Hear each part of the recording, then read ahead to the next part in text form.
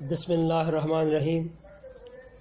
मेरे प्यारे किसान वीरों ते मवेशी पाल हजरात, डॉक्टर सतार राजपूत तुहानू अपने चैनल च पैट एंड वैट खुश आमदीद कहंदा है।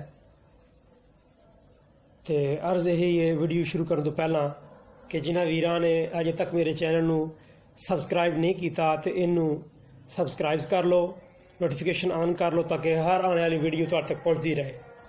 तो अज की बीमारी है जी लिस्टोरियोसिस, जिदा कारण जिहदी वजह एक बैक्टीरिया जिन्हों असी कहने लिस्टेरिया मोनोसाइटोजेनीस इस तो होंदी है। ये बीमारी खास तौर पर भेडां च पाई जाती है, लेकिन बकरी च मझां गावां च भी ये बहुत ज़्यादा आम बीमारी पाई जाती है।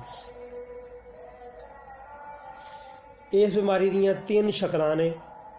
एनसेफेलाइटिस दिमागी है, अबॉर्शन अस्काते हमल वाली ते सेप्टिसेमिक फार्म।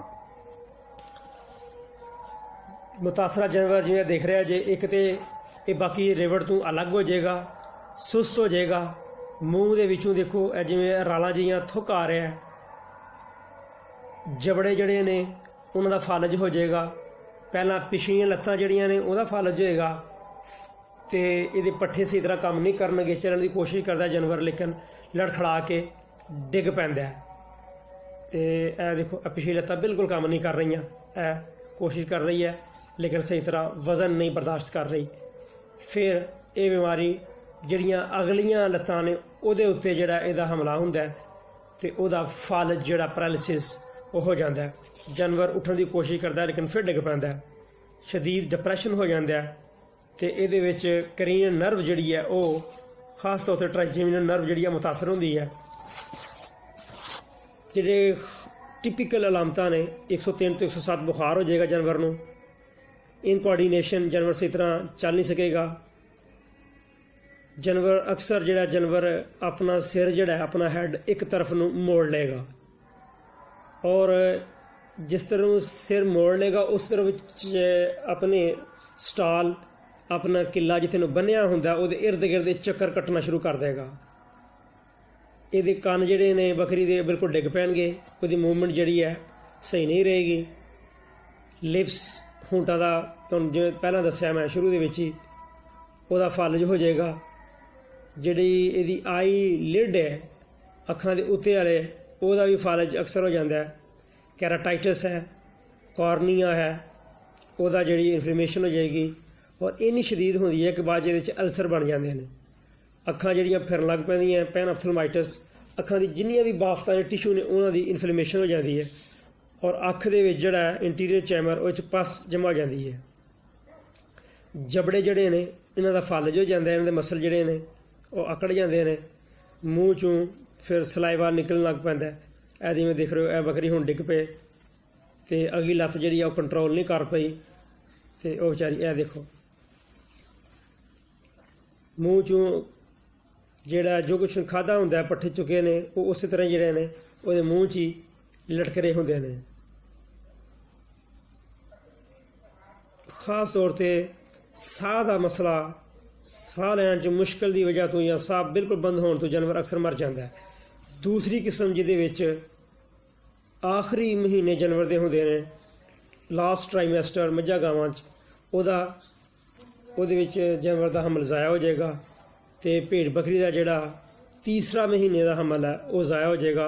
पेशाब वाली जगह तो तुसीं महसूस करोगे कि ब्लडी डिस्चार्ज जिहड़ा वो होएगा।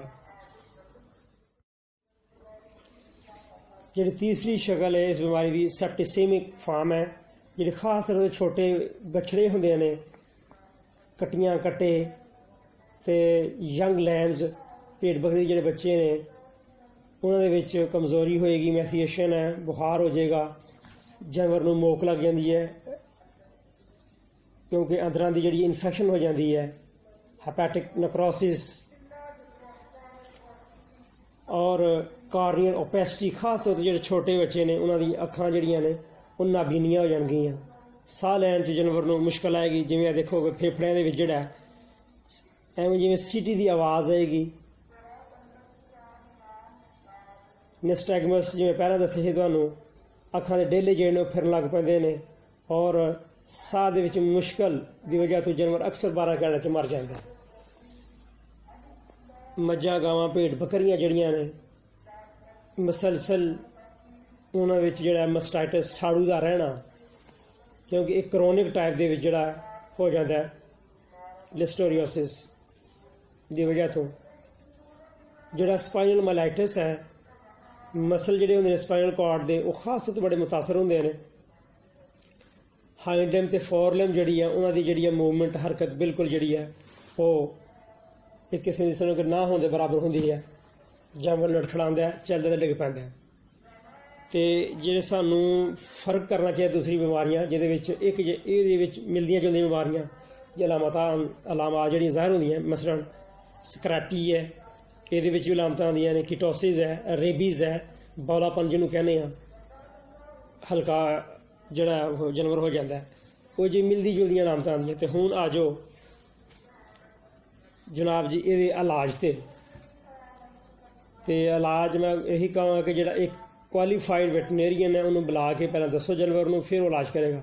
ਲੇਕਿਨ ਆਮ ਜਿਹੜੀਆਂ ਬਿਮਾਰੀਆਂ ਦੇ ਵਿੱਚ ਖਾਸ ਤੌਰ 'ਤੇ ਇਹ ਜਿਹੜੀ ਹੈ ਇਹਦੇ ਵਿੱਚ ਕਲੋਰੋਟੈਟਰਾਸਾਈਕਲੀਨ ਮੱਝਾਂ ਗਾਵਾਂ 'ਚ 10 ਮਿਲੀਗ੍ਰਾਮ ਪਰ kg ਬਾਡੀ ਆਫ ਵੇਟ ਲਗਾਤਾਰ ਤੁਸੀਂ 5 ਦਿਨ ਲਾਉਣਾ ਹੈ ਇੰਟਰਾਮਸਕੂਲਰ ਗੋਸ਼ਤ ਦੇ ਵਿੱਚ। ਇਸ ਤੋਂ ਇਲਾਵਾ ਜਿਹੜੀ ਦੂਸਰੀ ਪੈਂਸੀਲੀਨ ਜੀ ਹੈ 44,000 ਇੰਟਰਨੈਸ਼ਨਲ ਯੂਨਿਟ ਪਰ kg ਬਾਡੀ ਵੇਟ 7 ਤੋਂ 10 ਦਿਨ ਇਹ ਲਾਓ ਤੁਸੀਂ।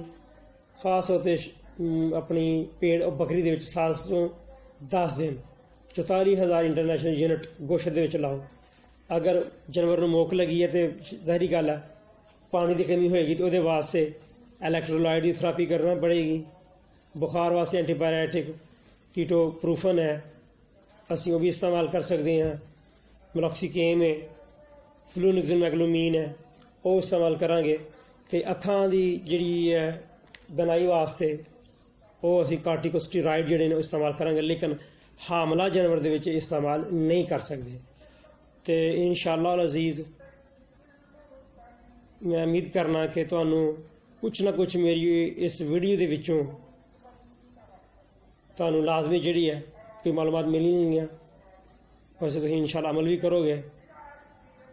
ਅਤੇ ਮੈਂ ਤੁਹਾਡੇ ਅੱਗੇ ਇਹੀ ਅਰਜ਼ ਕਰਾਂਗਾ ਕਿ ਹਜੇ ਤੱਕ ਜਿਨ੍ਹਾਂ ਵੀਰਾਂ ਨੇ ਮੇਰੇ ਚੈਨਲ ਨੂੰ ਸਬਸਕ੍ਰਾਈਬ